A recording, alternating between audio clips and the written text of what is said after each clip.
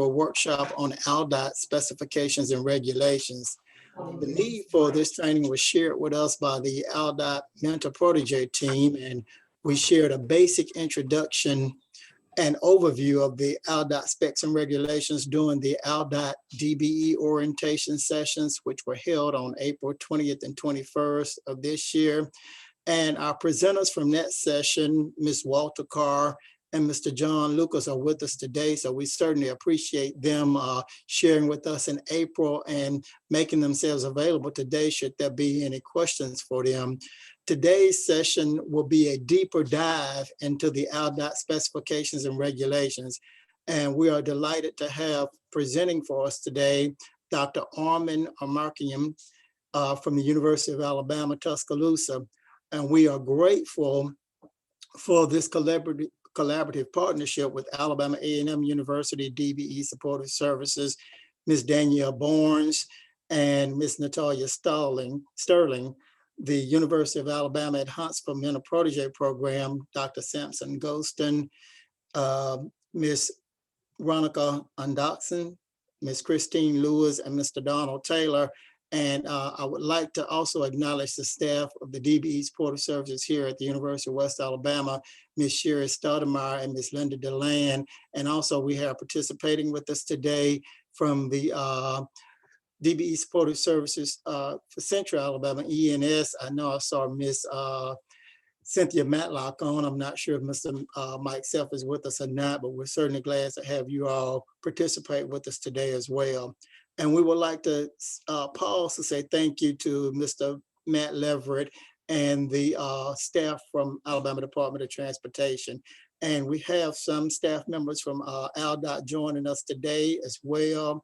And we will have greetings and opening remarks on behalf of ALDOT from Ms. Walter Carr. So again, we would like to thank each of the supportive service providers that are here for your assistance with putting on this effort, as well as let you all know, the DBE firms and the other participants, that the supportive services staff, Mentor-Protege and business development program staff are here to assist you with the resources that we have in any way that we can. And it is through partnerships and collaborations such as this that we seek to assist ALDOT certified DBE firms with maximizing their fullest potential.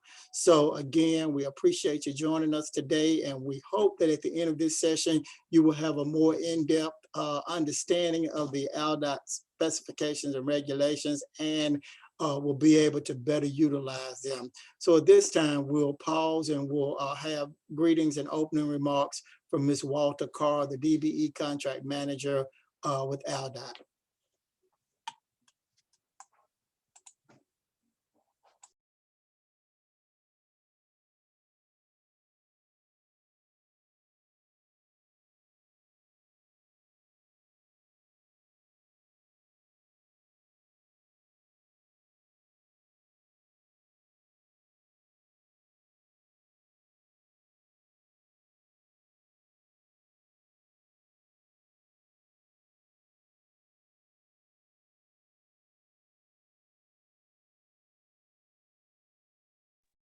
Ms. Carr, you are not muted. Yeah. Donald, maybe we should move on. Maybe she stepped away.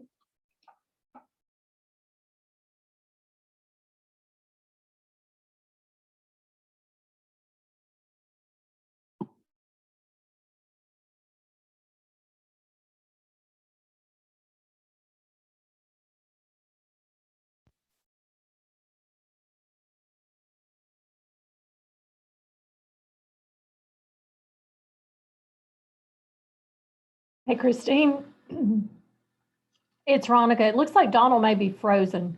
Okay, well, why don't we just begin? Yeah, we'll just go ahead and get started. Yeah. Okay, take it away, Dr. Amirkhanian. All righty. I've made you a host, so you should be able to take it from here. And I'm going to stop my share. Okay. So that you can start. All righty. So here we go.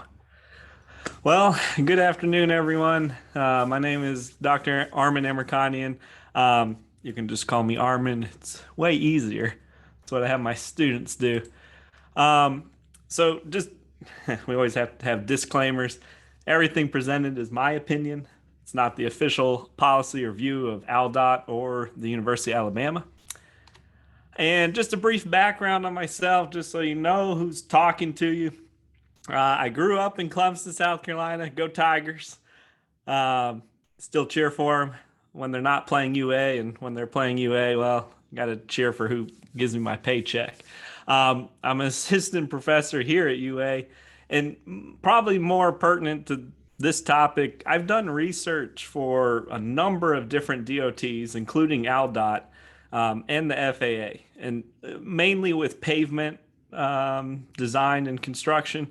So I have a lot of experience in this area specifically, and I am a licensed engineer in Alabama and a couple other states. So let's jump right to it. And if Walter or John feel free to point out if I'm covering something that you covered in that April presentation. But I'm going to assume that everyone here at least knows, all right, we got these specifications online, we can go find them. Now, how do we actually use them, and what's kind of the structure of these specifications? So we go to ALDOT's website, we see 2018 is the most recent version of the specs. They get updated about every 6-ish years, and there's a link down there in case you want to go directly to it. And the standard specifications are divided up into 8 parts. They're called divisions. Sometimes you may hear them called sections, but regardless of what they're called, there's 8 distinct portions, and each one covers a different aspect. For this presentation, we're really going to focus on that first division, which is general provisions, because that covers any contract that ALDOT lets out.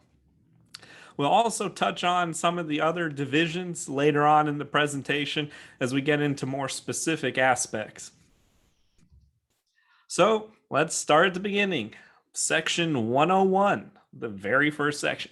It's literally like a dictionary. It's going to show you and define out just some terms that are used throughout the entire standard specifications. And I made up this definition based on something I saw online. It's kind of funny. But this is important because these are what ALDOT would consider the legal definition for words used in any of the other specifications. For example, calendar day. Well, that is every single day, including holidays and Sunday. So if you see the word calendar day in any of the later specifications, that is every single possible day. It's not a business day. It's every day. Construction engineer, this is not the engineer from, the prime contractor. When the term construction engineer is used, it's a representative of the chief engineer of ALDOT, not of the prime contractor. Contract period or time, it's the number of work days or calendar days. And department, when the word department is used in any specification, it literally means ALDOT. Extra work.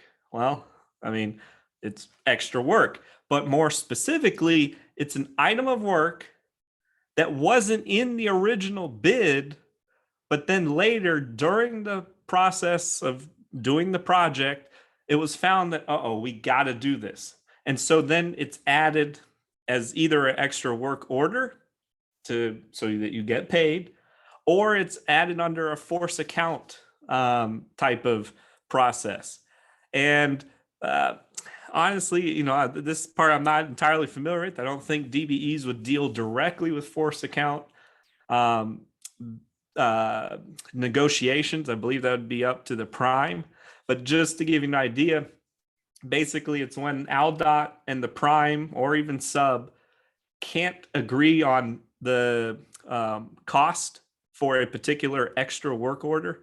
And basically ALDOT will generally say, all right, here's the typical rate. we will charge for actual cost. So, hey, you take 8 hours at this rate with this amount of labor, we will pay those 8 hours. It's not negotiated as something else. But again, I'll admit I'm not entirely familiar with how DBEs would factor into that specific negotiation process. Well, there's a ton of definitions in here, and we're not done yet, but we're gonna cover just a few more. There's a lot more in there if you actually open up the spec. But one that is really important is working day. What does ALDOT actually consider a working day? Any calendar day from midnight to midnight, not Saturday, and not legal holidays, which are late in the spec. There's a bunch of legal holidays. And a day of which you have 6 or more hours doing actual work. If you work 5 hours, well, it's not technically considered a working day. Your forces, the normal forces, need to be engaged in performing work for 6 or more hours. Now, Saturdays and legal holidays on which you elect to work, you only work a minimum of 4 hours for it to be classified a working day.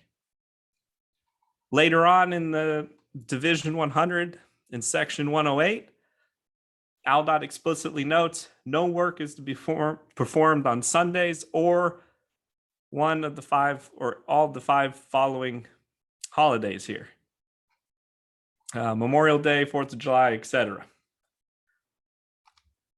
Now, if you are authorized to do nighttime work, which would need to generally be explicitly authorized by the engineer, the 24-hour period goes noon to noon. And again, it's 6 hours for normal days. On Saturdays and legal holidays, it's 4 hours minimum to be considered a working day. And again, no work on Sundays or the following holidays. Okay. Now, this applies to any contractor working on an ALDOT project, and it may have already been covered, but basically you need to report accidents. It's literally in the standard specifications. You need to make a verbal report for any accident that does not result in a fatality within the next working day, and fatalities need to be reported much sooner, within 8 hours. And then you need to follow up with a written report. Now, something that will affect DBEs, because it affects any contractor, is liability insurance. I believe the Supportive Services program would likely guide each DBE in working with various insurers and how to obtain the proper liability insurance. But I just wanted to point out that in the standard specifications, there are minimum requirements listed. I put them here, basically $100K for injury or death for one person, $300K for total. Property damage is a little bit lower. If you do any work with railroads, they are going to require, in most cases, that the insurance, the named beneficiary on the insurance, is actually the railroad company. It might depend on the individual railroad company, but this is actually explicitly called out in the ALDOT specifications. Now, some of you may have trucks, either commercial trucks or just your trucks for your business. You are required to maintain at least the minimum required insurance from the Alabama Financial Responsibility Law, which is liability of $25K, injury of $50K, and property of $25K. Now, having said all of that, for all of this, specific insurers, and maybe you've already encountered this, they are allowed to set higher minimums for you and your line of work. The list here is the absolute minimum. You can't go below this at all. But the insurance company can set their own minimum that's higher than these. So just keep that in mind, depending on the type of work you may be engaged in. Now, this one is also a little bit interesting. Stormwater.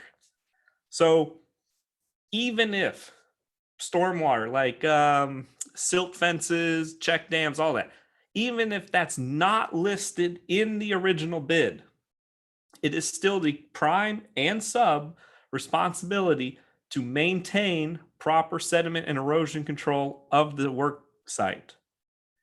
So it explicitly says that in section 107.21. You are responsible, I say you, the prime and any work that you would be doing that disturbs the earth, are responsible for sediment and erosion control. Now, as you go through it, if you're working on a project that didn't have that in the bid as a pay item, and the engineer says, hey, you guys need to set up a silt fence over there, they will pay, and it will be considered as extra work. So it will be paid. It just was not part of the original bid because in the original scope of the project, it did not appear like it would be necessary. But it doesn't matter if the original letting said it, you needed sediment erosion control. You always need it. If you're disturbing the earth, you better have in mind that either the prime or you, depending on your responsibility in the project, you'll need to do that. Also required of any project at all times, environmental protection. You are, by engaging in the work, required to comply with all EPA, state, and local regulations dealing with environmental protection. So you can't just go dump oil from your truck, into the ground and so forth. Where this is a little more relevant, because I don't think anyone's just going around dumping oil everywhere. Where's a little more relevant is the debris and your construction materials cannot be exposed to rain or storm water. Any of your trash, garbage, all that stuff, you need to remove it and or protect it from being exposed to precipitation or stormwater so that that doesn't run off the site and potentially contaminate something nearby. So you can't just leave your garbage out there for extended periods of time. And again, we're in section 100, that very first section of the standard specs. It's required for any project. Now this one's a little bit interesting. So character of workmen. The engineer, so this is the ALDOT representative, the engineer, if they feel that there is a worker who cannot perform in a proper and skillful manner or is intemperate, disorderly, the engineer has the authority to ask you, the sub or even the prime, to remove that person from the project and cannot be employed again unless the engineer reapproves them.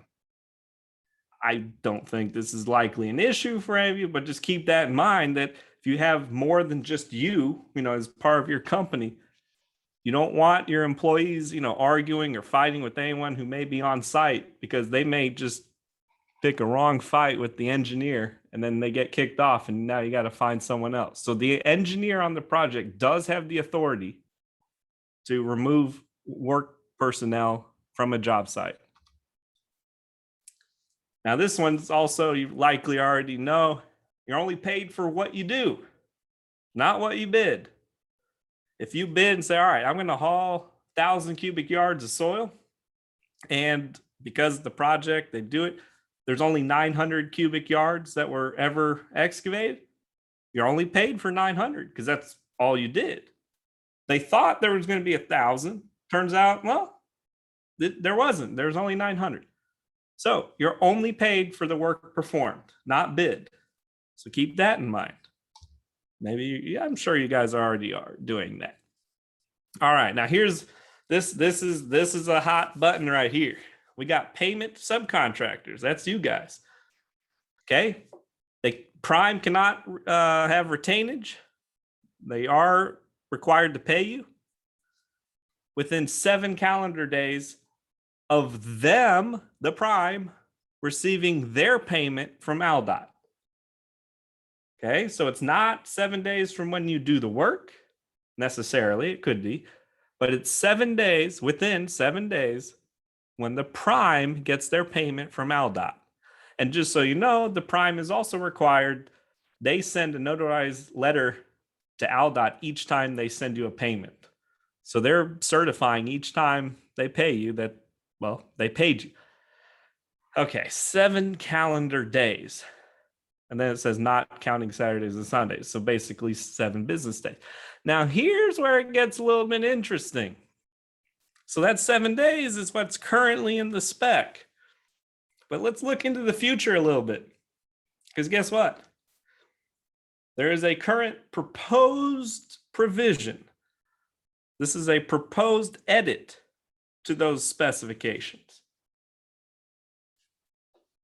The proposal saying, all right, the prime has 14 calendar days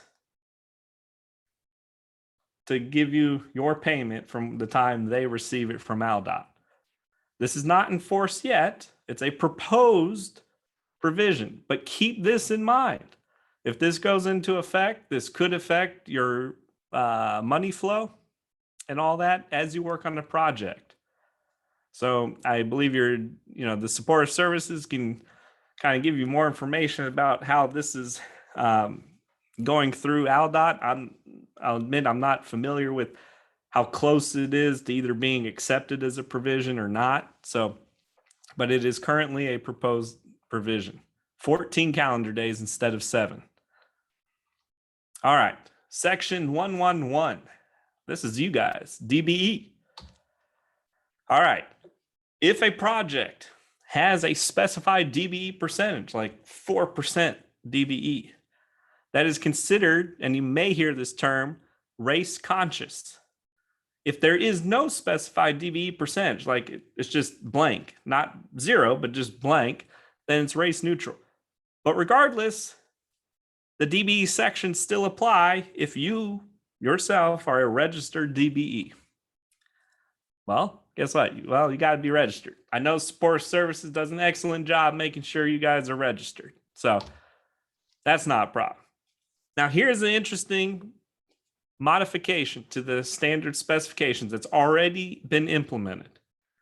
When a prime submits their bid, originally, only the low bidder had to then submit the form OE 110 showing how they're going to use DBEs and meet the percentage. Now, anyone bidding, not even the low bid, just anyone bidding has to submit this form. I would suspect that would increase the amount of primes trying to discuss business arrangements and so forth with DBEs. So I hope that's a positive change. I think it would be, or is. It's already in place. So all bidders actually have to have a DBE plan. All right. So when the DBE, when the prime is trying to find DBEs to do specific work items, they're required by ALDOT to get all certified DBEs who have the capability to perform the work of the contract. I'm sure your supportive services people have like drilled into you. When you get certified, you need to very carefully and concisely go through every single thing you are capable of doing. Otherwise, the primes won't know that you can do the work. Because when they search, they're going to search for the capability of a particular work item.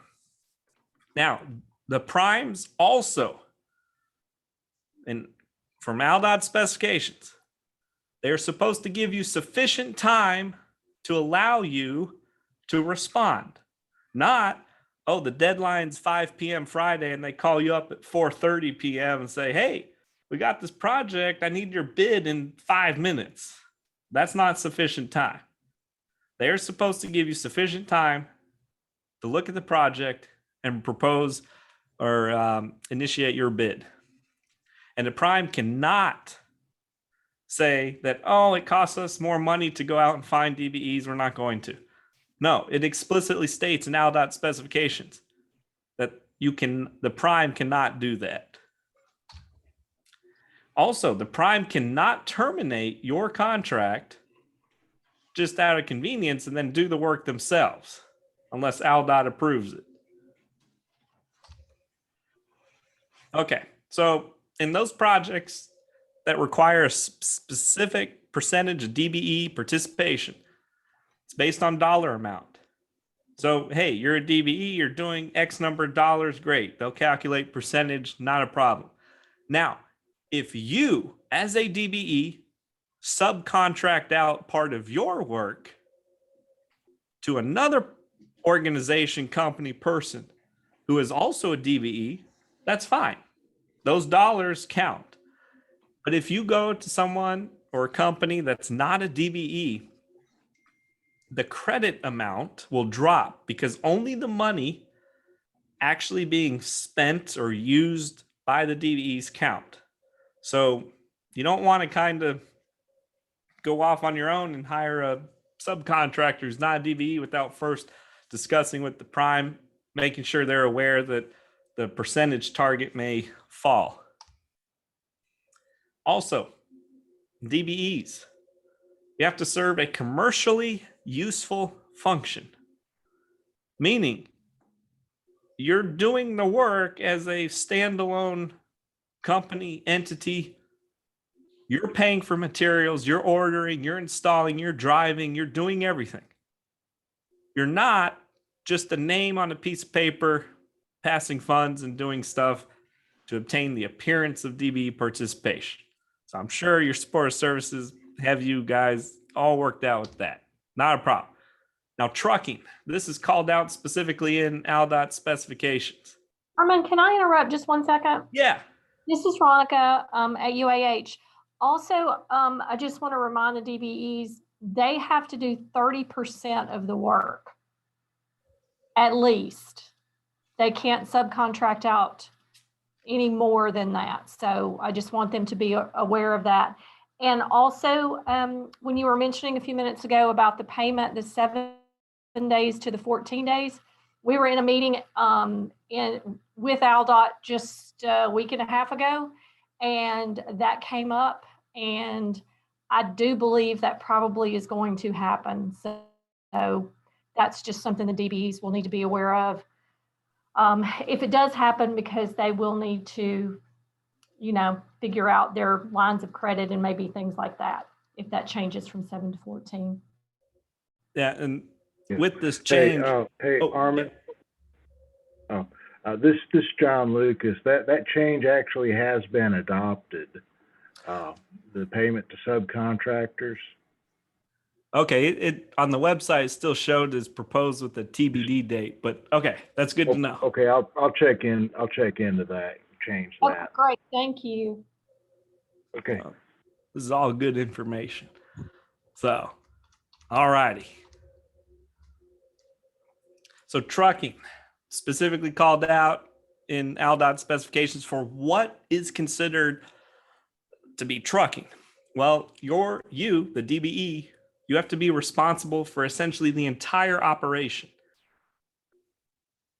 It is much easier to show you're responsible if you actually own or making payments on at least one licensed and insured and operational truck. Now, this leases, Greg, man. Look here, this Greg. yeah. For the folks, you gonna participate, ain't you? Yeah. Okay. You was cooking your own, or what you was doing with food? Why? Yeah. Mr. Morris, can you mute yourself, please? Yeah. All Thank right. you. There we go. Now, leases are tricky with trucking. There's some little more requirements to show that you're actually a DBE who's doing trucking when you're leasing. If you're leasing from a firm that's also a DBE, great, full credit. If the firm is not a DBE that you're leasing the truck from, you're not going to get that full credit for all the expenses and everything going. And most importantly, when you're leasing, you, the DBE, have to show that you have exclusive and full use of the truck. You can let other people use the truck, but you have to show that at any point you have the authority to immediately take priority and use the truck. And I'm sure the supportive services can go over that for those DBEs that are certified in trucking. and you have to display the name and identification of your DBE. All right. There's an update to violations of the mostly for the prime in failing to show that they have sufficient DBE utilization. Won't really go over this much, but this ties into the requirement that all bidders must submit a DBE utilization plan, and that's just updating that language. All right, so that's kind of a very brief and very quick rundown of section or division 100, which governs every single ALDOT project. Now, we're gonna shift gears slightly, do some pictures here. Standard and special drawings. ALDOT on their website almost every year updates their standard and special drawings. And what this is a list and PDFs of all the schematics of particular features, structures, almost in some cases processes that are required to be followed. Because in the ALDOT standard specification manual, they're not going to describe every single curb type. They'll just say, okay, curbs in general have this, these are requirements. And then the individual curb like shapes, those will be in your special drawing, standard and special drawings here on this website. And in any of these drawings, there can be a lot of abbreviations used. The very first page on that website is a legend. And it's literally just a huge list of abbreviations used in all the ALDOT drawings. Now, I teach this a lot and I still forget what half these abbreviations are. So I'm always going back to this to look to make sure I understand exactly what I'm looking at. As an example, we'll just do project control, PJC. Okay, well, I would never have figured that out. So it's a good thing it's showing me here. So if I see any abbreviation in any of the drawings, and we're going to go through some here in just a moment, I go back to this legend file at the top of the ALDOT website there for standard and special drawing and say, all right, I got this abbreviation. I don't know what it is. Let me look it up. So I mentioned curb and gutter. Well, let's look at curb and gutter standard special drawings here. So in this file, and I'll give you the link down here, but in this file, we got a bunch of curbs. There's type A, type B, and so forth. And it's essentially showing me how the geometry, the cross section of each of the types. So if we kind of zoom in here on type A, curb, all right, let's see, my type A curb, that's 6 inches. Okay, 14-inch minimum. Okay, 6-inch clear. So, I got the geometry. I know what I'm going to be building. So when I see in a bid document, they're looking for a type A curb, I can go here and say, oh, yeah, I know how to do that. Or I have the formwork, or I have the automated curb machine that can handle this geometry. Now, if we look at this, say, uh-oh, what's that asterisk mean? Well, we see this asterisk, and we look in the document, and it's kind of off to the side, but we can go and find what the asterisk means. And it's saying, okay, let's see. Contractor may be required to exceed the minimum curb height in order to place on the base layer. Up to 4 inches additional will be included in the cost of this standard curb. So this 14 inches in type A is just a minimum. It can go up to 18 inches. Well, that's good to know. And you can do that for all the types of curb. It's in the drawings because the ALDOT standard specifications won't show you, explain all these details. It'll tell you the type of concrete to use, the process to do, but it won't give you this geometry. So you can't just look at standard specifications. You start there and then you come and look at the standard drawings. Okay, let's switch examples here. Let's look at pipes. All right, we got standard drawings for pipes. We'll zoom in just a little bit. There's a lot going on here, but we basically have a little pipe, in this case, where the ground surface extends at least 1 foot above the elevation of the top of pipe. So the original ground is here and our pipe is going beneath. Well, we got to make sure we follow all these dimensions when we're installing that pipe. And if it's above the existing ground, we have these requirements. And we see, oh, well, what's this? What's Class C bedding? Oh, well, that's interesting. Well, let's look on our sheet. We look around a little more. And at the bottom of that sheet, we see some general notes.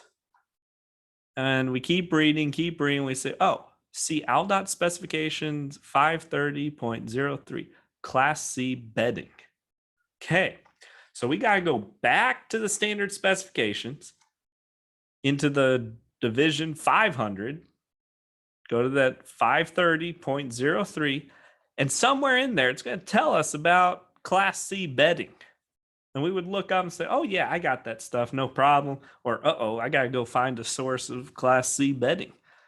So it's telling me already, all right, I got those pipe requirements for depth and so forth, and also here's some specifications. Let's continue on with another example here, sediment and erosion control. If you're going to go set up some slope drains and so forth, well, okay. In the standard drawings, we got all the different types of sediment erosion control. We have material requirements and construction requirements. All right, so all the construction and some of the material requirements, like 665, that's all the sediment erosion control. That's all in that standard specifications. I'd go to that section, and we're going to do more examples later, don't worry. And I would say, okay, that's what's required. But I look here and I said, wait, what? ALDOT list II-3. Well, guess what? ALDOT keeps a bunch of lists of qualified material sources and devices. These are things that have already been shown to ALDOT, and ALDOT said, oh yeah, that's fine. You can use that in highway construction projects. They maintain lists of different sources of aggregate, approved sealers for concrete. I mean, everything. There's list and list and list. And here it's telling you, okay, it's list II-3. So that would be in approved materials, and we'd look for list 3 and say, oh, I can use this type of material. So let's look a little more closely at these lists.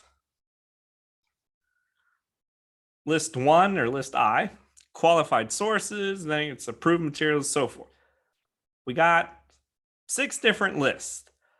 For most DBEs, you're probably just going to be dealing with the first 3 lists and likely just the first 2. So let's look at the very, very first list. Sources of coarse and fine aggregate. All right, it's just page after page after page of a source. So this is Wiregrass Construction, Hickory Bend Pit in Shorter, Alabama. Here's some general properties of the type 1 asphalt sand that comes out of there. And because it's on this list, it is approved. So, hey, if I'm doing a project near there and I'm needing some sand for my asphalt mix, great. I have an approved source of sand for my asphalt mix, and it won't be a big problem. Now, not all sources that are listed are just fine for any use. Some of the sources will have several notes attached to them as you scroll through the page after page. And you'll say, uh-oh, note 4, note 5. Note 4. Materials shall not be used in bituminous plant mixes and bridge superstructure concrete. Oh my goodness. So this particular source, the Cypress Pit in Mountainville, I can't use any of the uncrushed gravel from that source in any plant asphalt mix or any bridge concrete. Okay, well, that's not good. If I have a project there and that was the closest source. Now, note 5 says, okay, I still can't use it in surface treatments or concrete. Oh man, okay. So it's failing a lot for use in road surfaces. So I would just need to be aware that when I'm, potentially doing an asphalt overlay project or something like that, I got to check and make sure, there's nearby sources. Now, most of the time, the asphalt plant, that you're going to get your asphalt from will handle this. They already are going to use approved sources, but it's just something to keep in mind if potentially you just need a small amount, maybe to do some backfill or something, you need to check the approved list. Now, approved materials. So this is a little bit different because these are specific commercially available materials that you can use. The other stuff we looked at is like sources, like you could go to that location, get that aggregate and use it for various applications. But now we got actual trade name commercial materials. And I just copy and pasted some examples. This is list II3. So geotextile filter. All right, I can use an ADS 0601T, 701T, 8, so forth. These are the only allowed in this category here, geotextile filter for this section in the specification. And same thing down here for section 605. I have the trade names, the commercial names for the only allowed materials I can use in the project. So if I look and say, all right, Carthage Mills FX-60HS, that's a pavement, special underdrain, geotex. Well, where the heck do I get that? Well, in the middle column is a vendor number. And if you scroll to the end of that list, you'll see a huge list of vendors, and you just match the number to the vendor, and then you can contact them to see if they have a distribution nearby. But the thing is, when you do a project, if there's a list for the particular material you're using, you have to use an approved material. You technically could get a different material approved on a special case from ALDOT, but that's going to take time, and it'd just be easier to pick something off the approved materials list. Okay, so we have tons of lists that are going to tell us what we can and can't use in any ALDOT project. It's just, there's a lot there. So you would look for the special section, with the project you're doing, see what's approved, and choose from one of those. And you do all that, it'd be nice to get paid. So measures and pay. First thing, you have the ability to go on to ALDOT's website, and I give the list here, and pull up the pay item list.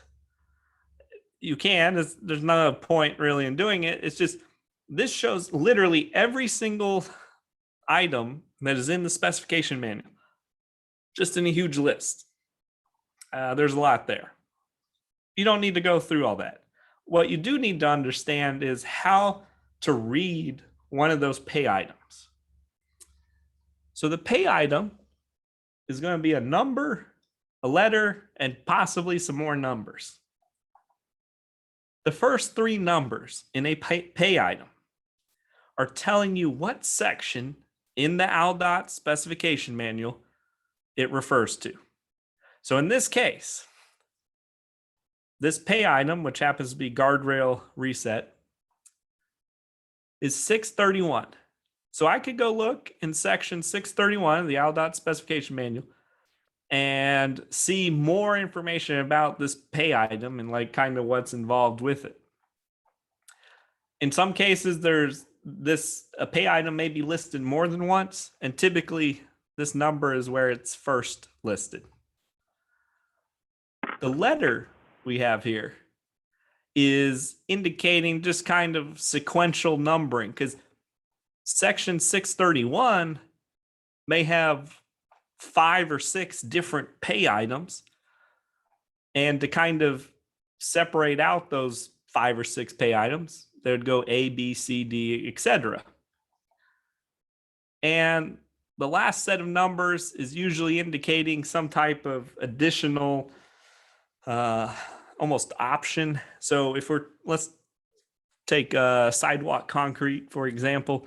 If we have different thicknesses, those would all be different pay items, and they would all be in the same section, potentially same iteration, but this last set just kind of changes the different thicknesses.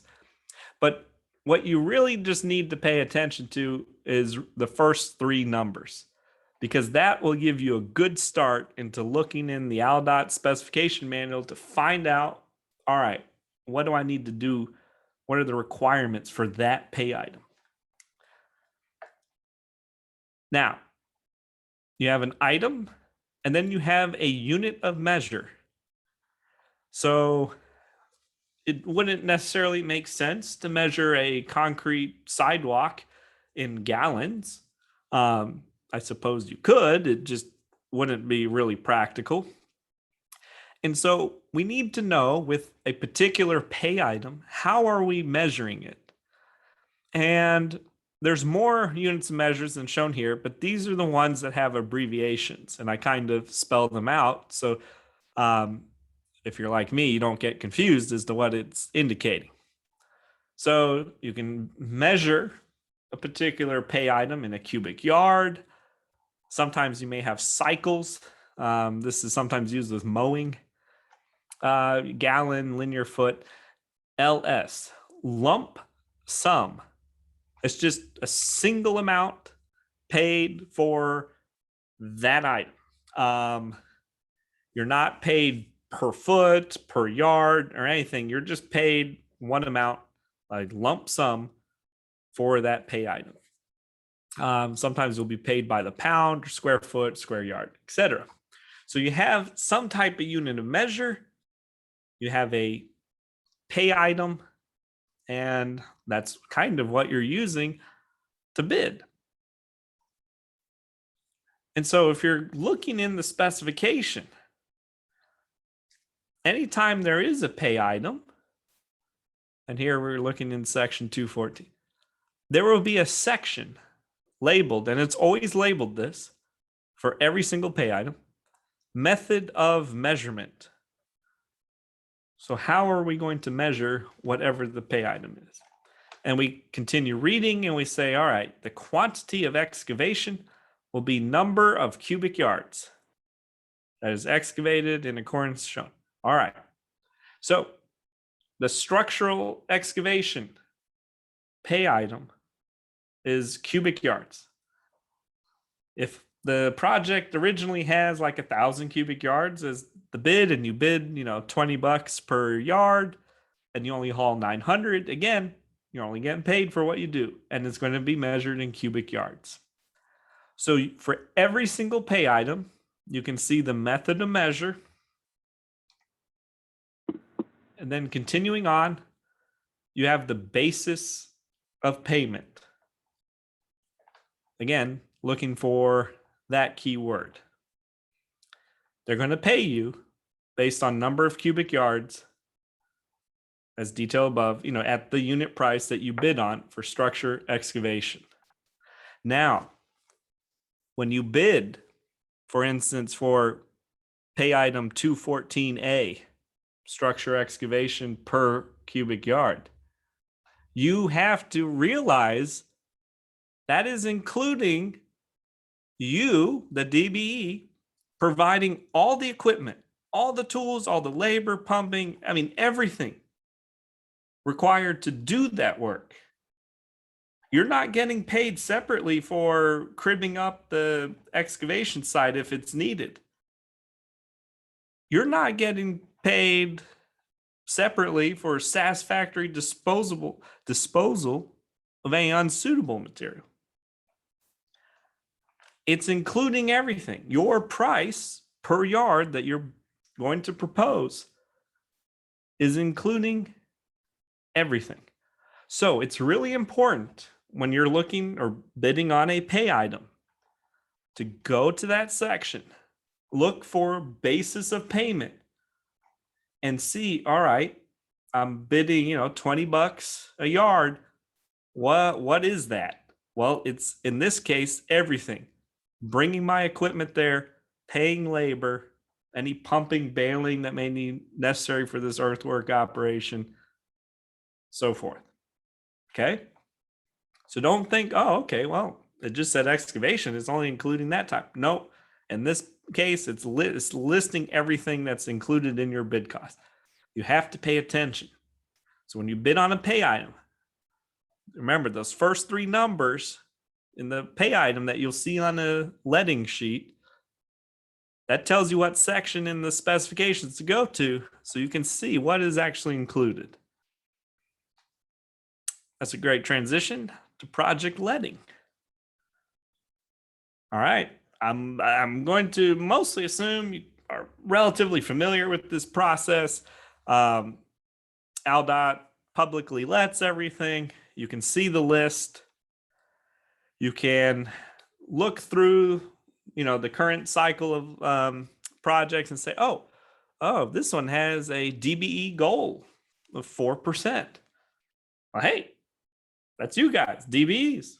So you are free to bid on projects that don't have a DBE goal, but on the projects that do, that there is a desire from the primes to, hire DBEs. So these are good projects to look at.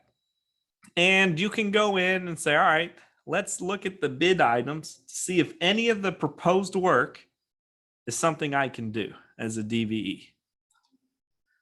And you'll see a list kind of like this. Again, we have our pay items here. So we have mailbox reset. All right. We got 29 individual mailboxes, one multiple. If I'm a mailbox resetter DBE, well, great. This project actually has this pay item. So you can look in the project, look for the individual pay items, and see if any of them align with what you can do. And here we have our, just by chance, we got our 214A structure excavation. In this case, there's 3,400 cubic yards. Oh, okay, that's what my DBE does. Great, I can go and do that. So I need to look, keep an eye out, look at each project and say, all right, how much work is there for what I do? And if I'm not entirely sure, like, oh, what is the difference between foundation backfill, commercial, and structure excavation? All right, I got to go to section 214 of ALDOT specifications to kind of read up and see exactly what it is. So I have the estimated quantity. And again, I'm reiterating this. The amount shown here, this, for instance, 3,400 cubic yards, that's not what you're going to get paid for. You're getting paid for what you actually end up doing. And hey, if you haul 3,600 cubic yards and you got granted extra work and all that, great. You made more money than you thought because the proposal only had 3,400. But there's also the chance that, well, okay, turns out we only needed 3,200 cubic yards of structure excavation. So just keep that in mind. These are not like set or even guaranteed values. They're estimated values, and things can change once the project gets underway. Okay. We'll finish up, I guess, this last little section, then we'll take a break. I believe there's a break scheduled at 2:30. So bid tabs. Now, the thing I just showed you were the current, well, it's not current anymore, but it was the letting projects. You can actually go and see past projects that were bidded and awarded to kind of see, all right, what's going on. And again, I'm just reiterating the disclaimer. I just randomly pulled this one out. just for informational purposes. So here's a project letting back in March. There were 2 companies, 2 primes that were bidding on it. And, almost line by line, you could go and see. But this project was nice because it had some curb, and I believe there's a few DBEs that do curb and gutter. And so we say, all right, concrete curb type A. The project had about 157 linear feet, LF, linear feet of concrete curb. This company bid $35 a unit price. This one was 68. And it's still curb and gutter, but now it's type C. There's a way more linear foot of that. And again, bid price and so forth. Now, if you're not familiar with, I don't know what the heck type C curb and gutter is, go look at the standard drawings. And then you'll see, oh, that's what type C is. Great, I could do that. Now, the other nice thing about these bid tabs from past projects or, semi-current projects, you can kind of get a feel for, well, what are people actually bidding? Now, I need to caution you on that, though. It's for this particular location, in this case, Elmore County. And costs can change drastically, depending on availability of materials and so forth. But if you were thinking, oh, I'm going to bid $150 for type A concrete curb, and you go look at projects, across Alabama, and no one's bidding $150 per linear foot, okay, well, maybe we need to rethink a little bit about the bid price. And likewise, you don't want to sell yourself short. You guys are good companies that are going to do this work to ALDOT specifications. Doesn't mean you're going to need to kind of sell yourself short in your cost. You still need to make some money. So looking at these can be kind of helpful to get an idea, especially maybe in your area, if you find several projects in your county, to kind of have a feel for what's the going price for your specific line of work. And keeping in mind, maybe there's some material availability differences, equipment differences, and perhaps just site differences. Maybe this roundabout installation on County Road 8, maybe that's really remote and it's hard to get to. So both companies, raised their bid price a little, knowing it would just take time to get out there. But it's a great way to kind of get a feel for where you're at. And again, when our pay items, we got the first 3 numbers. Boom. All right, 623. I'm going to go to section 623 in the ALDOT spec and just see what this is all about.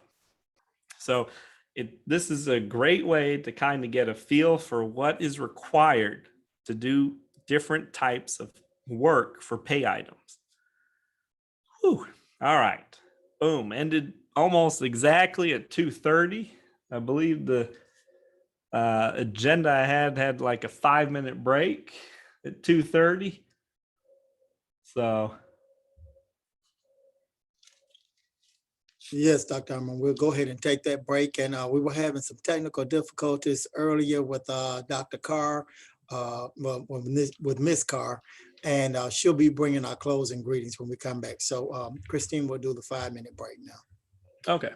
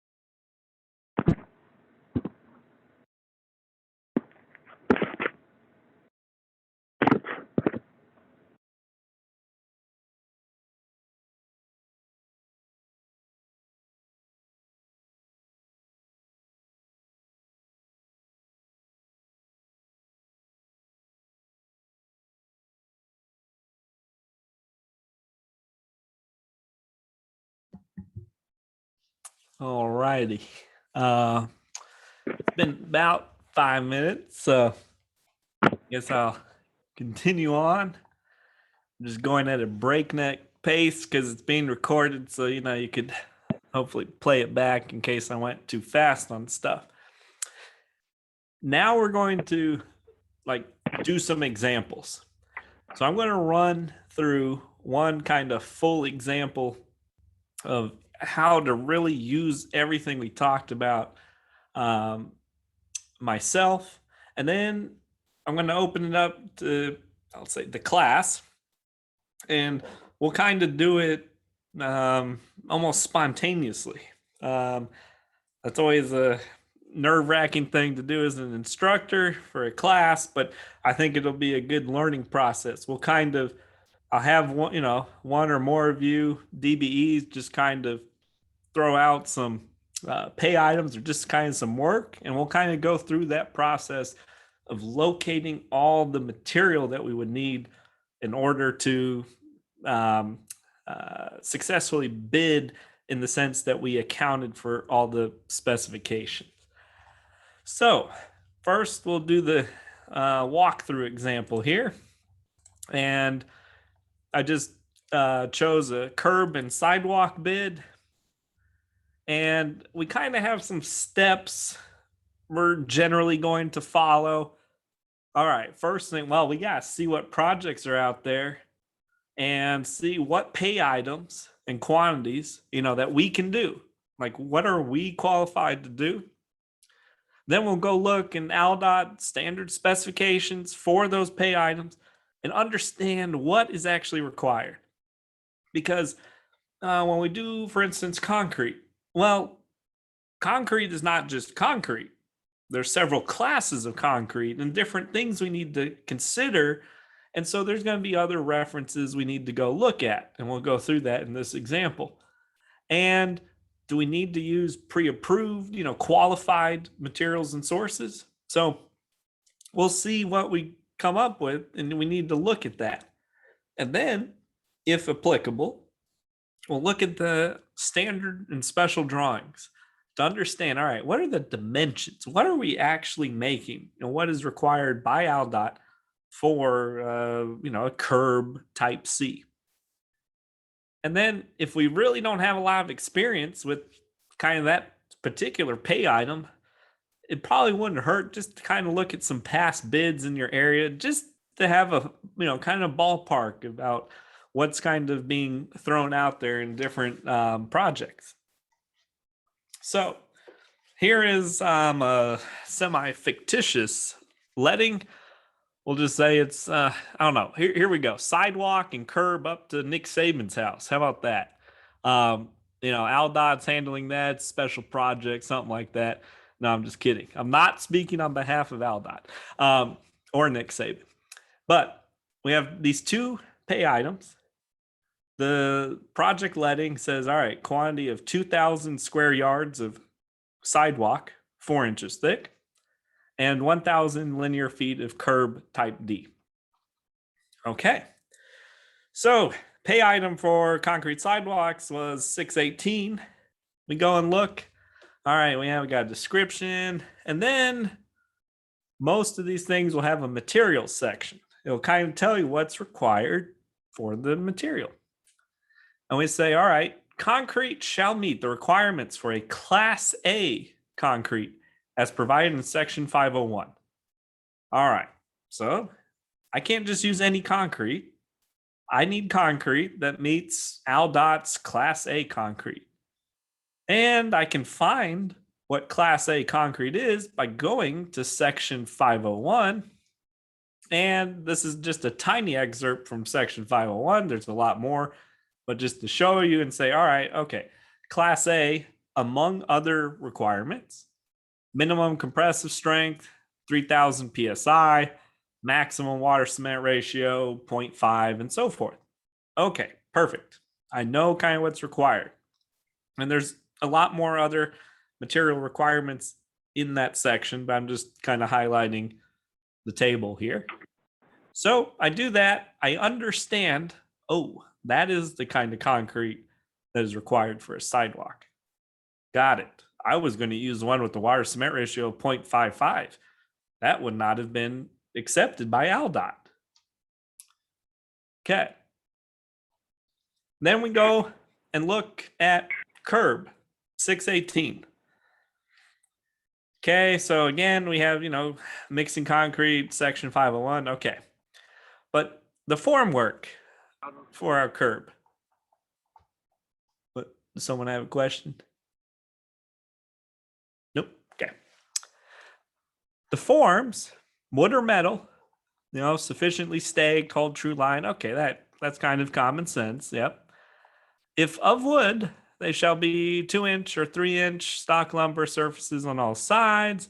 If metal, be approved section having base. Okay, so it's telling me that the form work I use has to be semi-specific. I can't just go and say, oh, I got a bunch of old deck boards from my house. I'm just going to use that as form work. Well, it probably won't meet the requirement. So I need to read and say, all right, I'm making a curb. I got to go to 618. I see the equipment requirements here and everything that's necessary.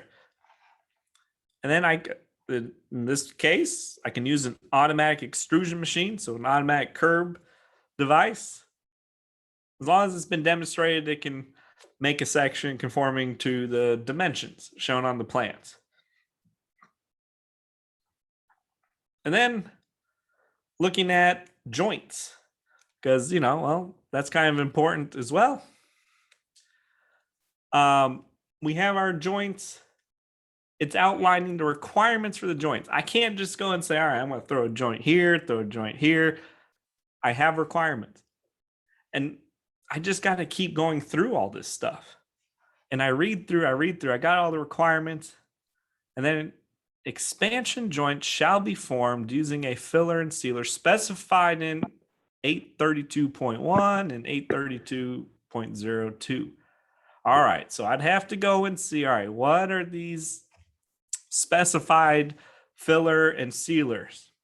And I got to make sure I do this for every part, because I don't want my hard work and making a sidewalk, curb rejected because I didn't follow something that was listed here. The best way, I won't say the best way.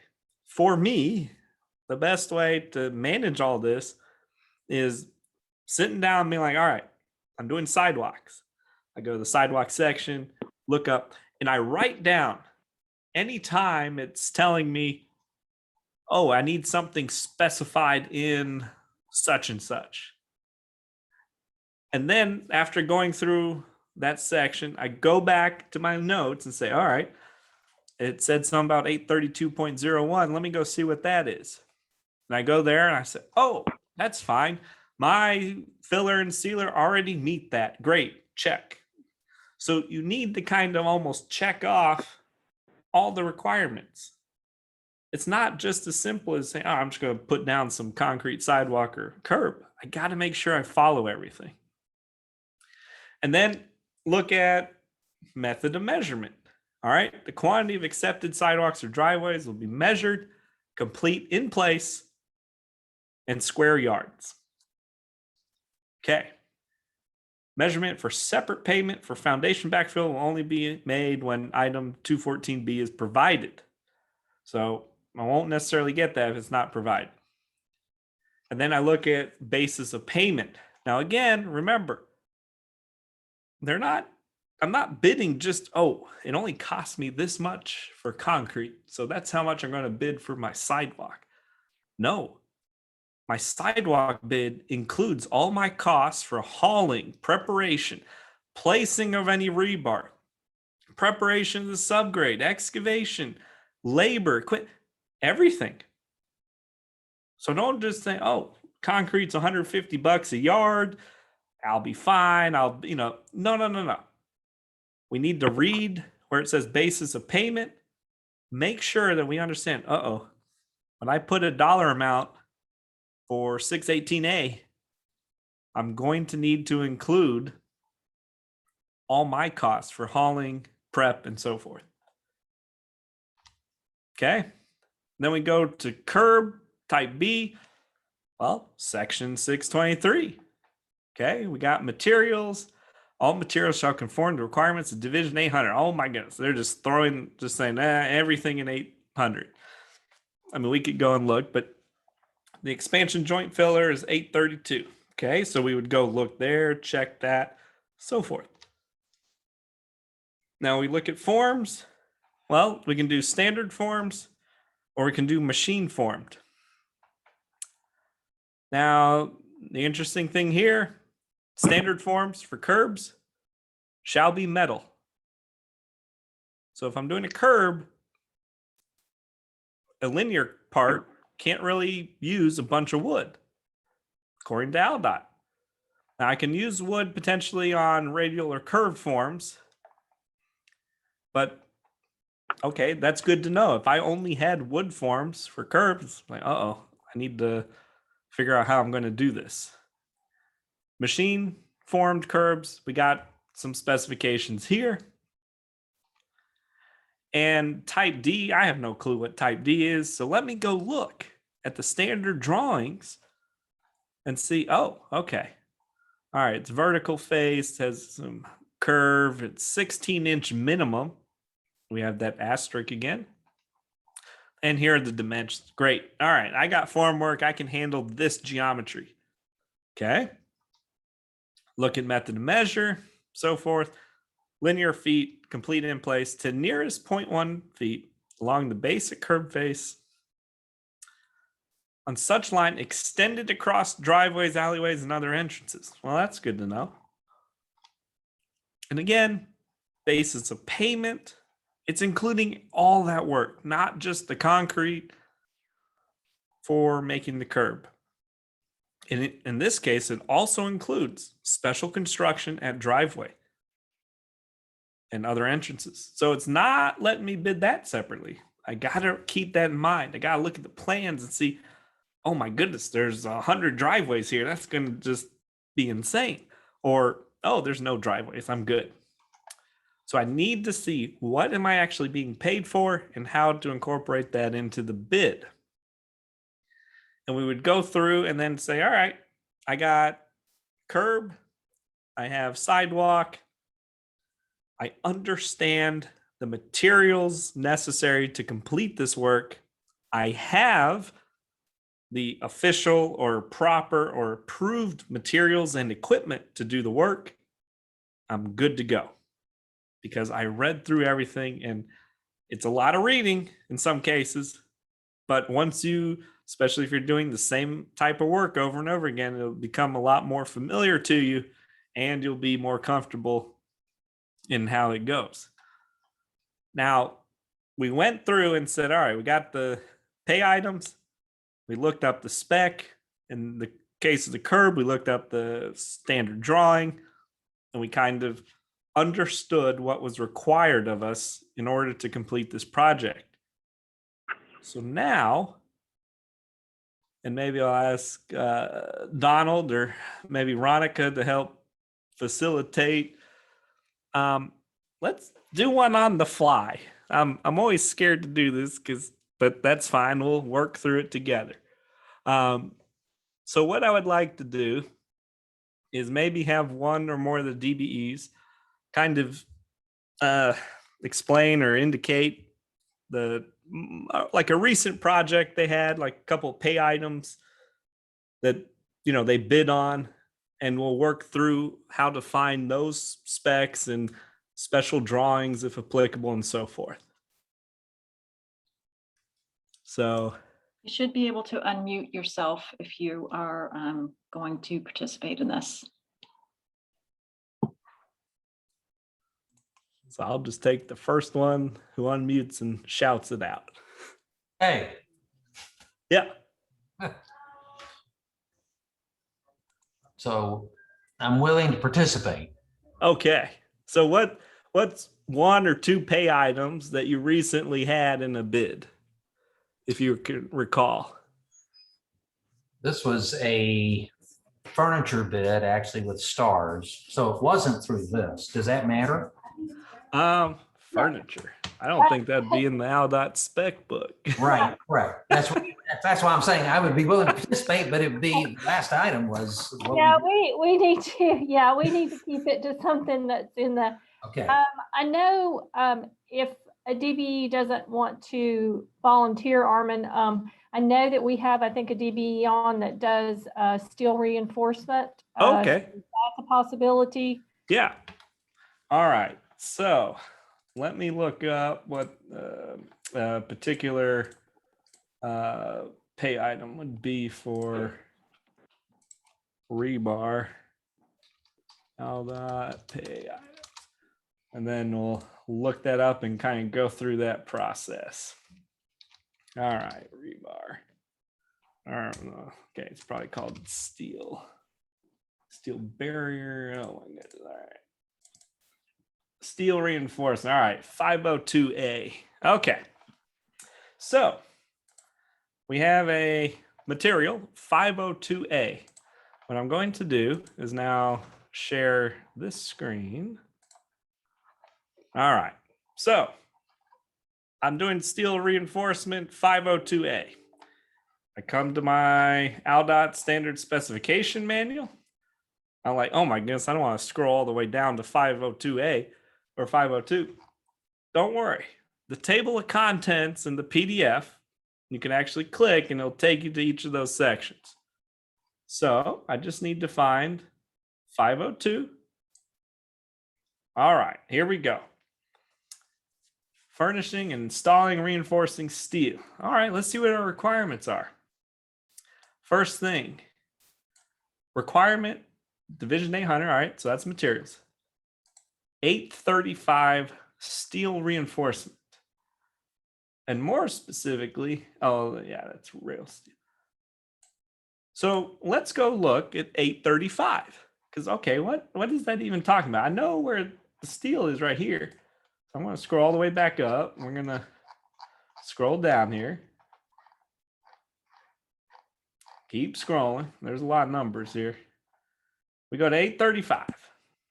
I say, all right, all reinforcing steel is grade 60, unless otherwise stipulated in specifications or the plan. So, all right, that's a good start. Grade 60.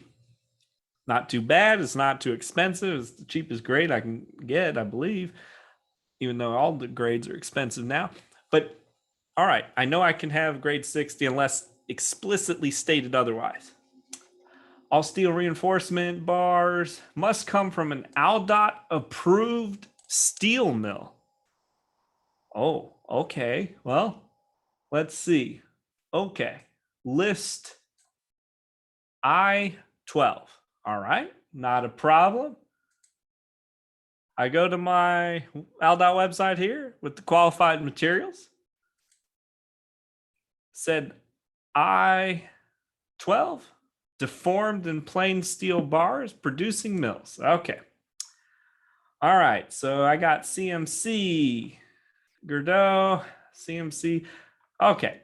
You get the idea. As long as I'm getting my grade 60 rebar from one of these locations and one of these mills, it's on the approved list. Okay. All reinforcing bars over 1/4 inch, basically all of them, have diameter deformations prescribed in ASHTO. Okay, that's handled by the steel rebar manufacturer. That's not a problem. But then I continue reading. Steel reinforcement meets those requirements. Okay, steel manufacturer would tell me if it met it or not. And then we start getting into meshes and mats and spiral reinforcement and dowel bars for pavements and so forth. So, okay, I got to the specs. I say, oh, my rebar supplier is one of these. Oops, one of these on the list here. Great. I got grade 60. Great. So I go back. Say, all right, I met the material requirements. So let's look at anything else that might be required for steel. Okay, when shipped from fabricator, bundling, tags. Okay, that's pretty straightforward. All right, we got bending diagrams and so forth. Errors in bar bending, bar list shall not be cause for adjustment of the contract unit price. So you're not going to be able to adjust because you made an error. So, what is it? Measure once, cut twice? No, I'm just kidding. Measure twice, bend once. Construction requirements. Okay, so it's telling us, all right, reinforcement shall be free from loose or thick rust, so forth. Equipment necessary in first-class working condition, so forth. Handling, we got requirements here. Cleaning and so forth, and we can keep going through to see what's required. Now, if we're the DBE that's not only delivering the steel, but also assembling it, all right, we got some splicing and lapping requirements.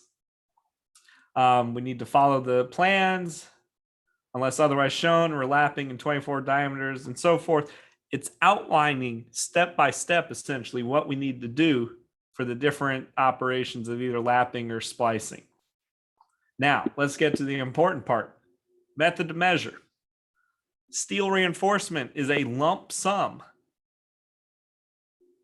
We're paid for that amount of steel. We're not paid per foot of steel. We're not paid per square yard of steel or gallons of steel. We are paid a single amount.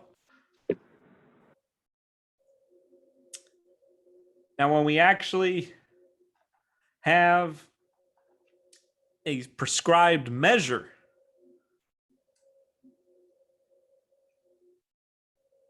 right here, it may be that the bid is actually indicating that the method of measurement will be in weight.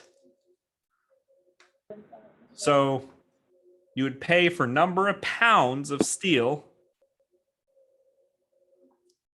and it outlines here how it would be calculated.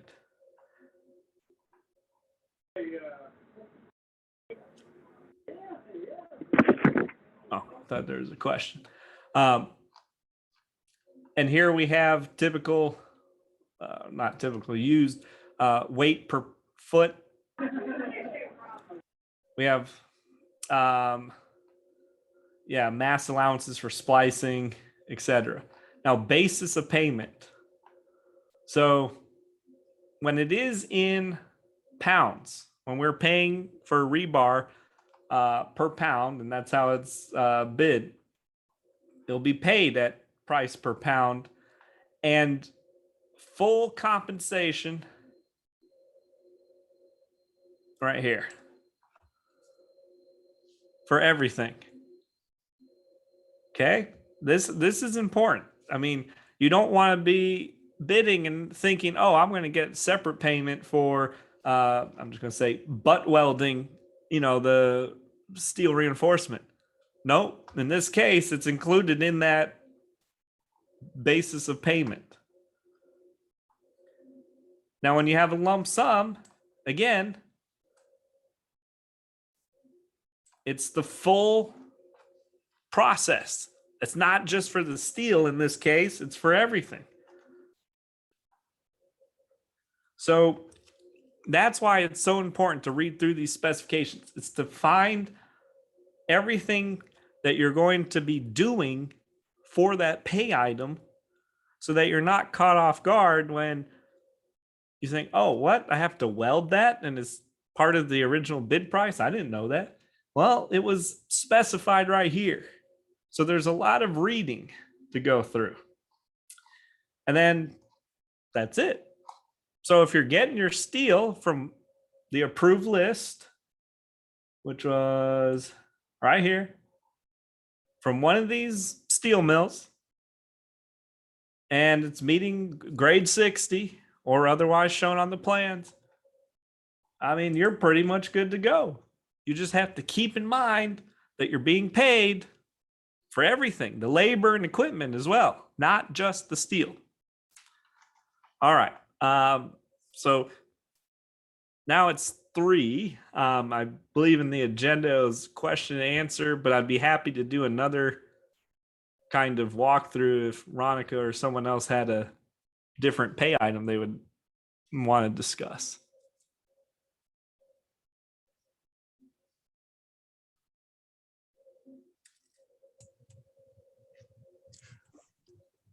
Ronica, did Dr. Armen cover the points that you wanted to make in the 800 section, or did you still want to do that?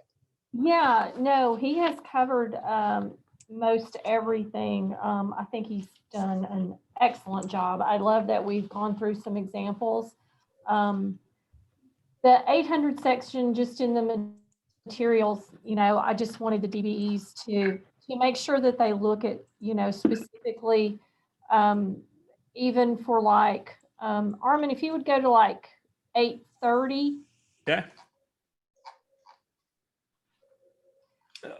You know, if you're in the concrete business, it even tells you how you need to cure your concrete. You know, it's, so there are very specific requirements, very specific steps that all the DBEs just need to look at in their particular work types. I would be more than happy to talk about concrete for like the next 5 hours. Anyway, just an example, see if you see this one, you know, it says, if, you know, if you're going to cure it this way, this is what you have to use. So, you know, the DBEs, even though they've been in the concrete business for a while and they do their curing one way, ALDOT maybe has a different way that they want it done. So you just need, the DBEs just need to look through, I think, this 800 section, the materials section, and just make sure that you are using the materials that ALDOT specifies.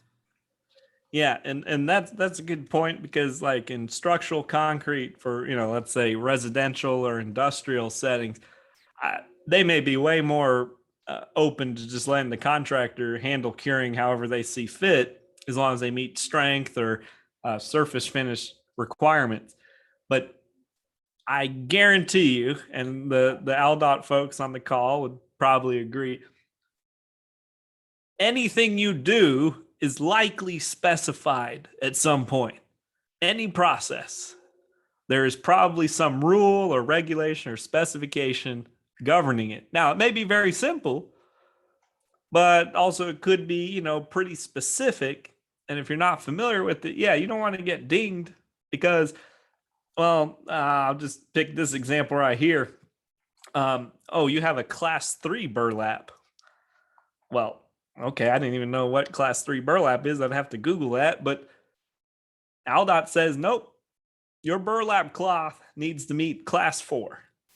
So it's little things like that you want to make sure, you know, you check on, because anything you're using, any material or process or even procedure is likely have some specification here. So the easiest thing to do is, for instance, I'm going to hit Control F and then Google search for burlap. Because let's say, you know, I'm worried about my burlap, and it's going to search. This is a huge PDF of 843 pages. It's going to take it just a second.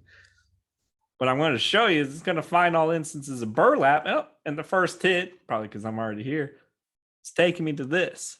So I can say, oh, there is a specification for burlap.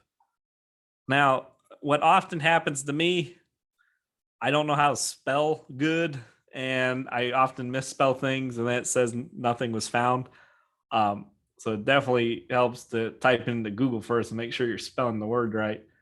I didn't even realize burlap was spelled like that. So anyway, yeah, and this 800 section just has tons of that. So for everything, and there's tons of section on concrete. I could go on and on about concrete. That's kind of the my area of expertise is concrete pavements and such. But look at this. We got crack sealant, joint sealant, specifications, compression seals. Everything is specified. And we got test requirements for some of it, water stop, drainage, lumber, etc. So the hard part for some of you may be that, and I'm just going to pick this because it's right here. Preservatives and treated wood shall meet the requirements of AASHTO M133. Well, you have to pay for AASHTO specifications. They're not freely available. Oftentimes, the manufacturers of a lot of these materials will certify and say, oh, our treated wood meets AASHTO M133. In that case, great. You don't have to look up AASHTO M133. But in other times, it may be unclear, and it costs money to actually access those AASHTO specifications.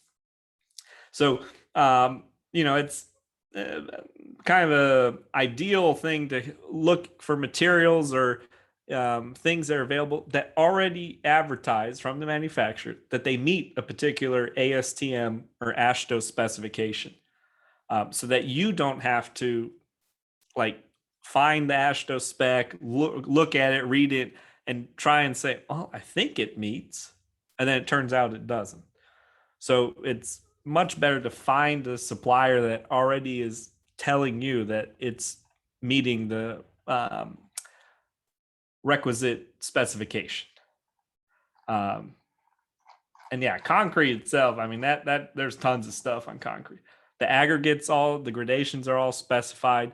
And the nice thing is the concrete ready mix producer will likely, if you're, explain that, okay, this is for a ALDOT project, needs to meet ALDOT specs, they can handle most of that on the concrete side. And asphalt paving, I mean, they pretty much only do ALDOT or municipal paving. So they're familiar with a lot of the content in the 800 section here.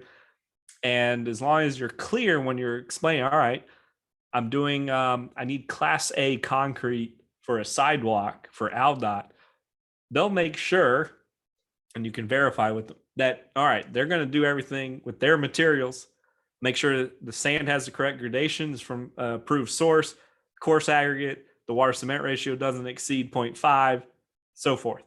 They'll do all that for you, but you have to explain and know to tell them, I need Class A concrete. And that's why you read the spec, so you know what to ask for.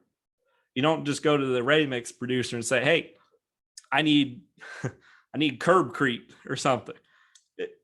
You need to say, all right, this is for ALDOT. It needs to be Class A. So please give me that. So yeah, I guess, yeah, are there any other questions?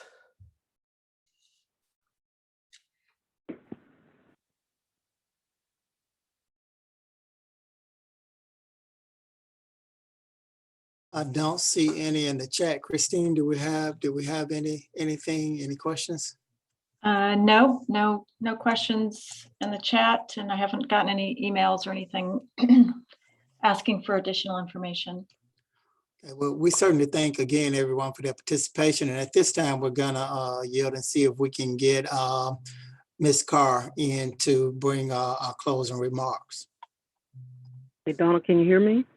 Yes, I can hear you. Good afternoon, and thank you for coming. I bring you greetings from the Alabama Department of Transportation. Mr. John Cooper, our Transportation Director, Cal Leverett, State Construction Engineer, John Lucas, Specifications Engineer, Michelle Moore, DBE Supportive Services Program, and I'm Walter Carr, DBE Contract Manager. We would like to thank our host for allowing ALDOT to participate in this important training on ALDOT specifications and regulations. The purpose of the DBE Supportive Services is to provide training, assistance, and other services to ALDOT certified DBEs to facilitate their development into viable, self-sufficient firms capable of competing for and performing on federally assisted highway projects. Your participation today has empowered your firm to succeed in obtaining contracting opportunities because the purpose of this training is to provide specific guidance which will enable you to be competitive within the highway construction market. ALDOT promotes the participation of DBEs in federal aid highway contracts. Our DBE Supportive Services Program is an ongoing effort by the department to ensure that certified DBE firms receive the necessary training which will assist them in becoming ready, willing, and able primes and subcontractors empowered to compete for highway contracts. We're delighted to provide you with training specifically geared toward highway construction. This training represents the most important aspect of what the Alabama Department of Transportation does, which is highway construction. To accomplish our mission, we rely on contract services and products for which we have oversight accountabilities. Our duties involve the verification that work performed meets the required specification, both in materials used and in construction practices rendered. Once again, thank you for attending. And we thank you, Ms. Carr, and all the ALDOT staff for your participation today. And again, Dr. Armen, we certainly thank you for an excellent job. And on behalf of all of the DBE supportive service providers, we're here, as I said earlier, we are here with the resources that we have available to us to assist you in any way that we can. We do thank everyone for their participation, and this concludes our presentation today. But before closing, I certainly would like to thank Dr. Golston, Mr. Donald Taylor, Ms. Ronica Undoxon, and Ms. Christine Lewis, who brought the need for this training to our attention, and the DBE supportive service providers for supporting and participating in this. Again, as Ms. Carr said, this is an integral part of what we do in providing the training and the resources that you as certified ALDOT DBE firms need to be successful in your endeavor. So again, we thank everyone participating, and we trust that you've gained something from this, and should you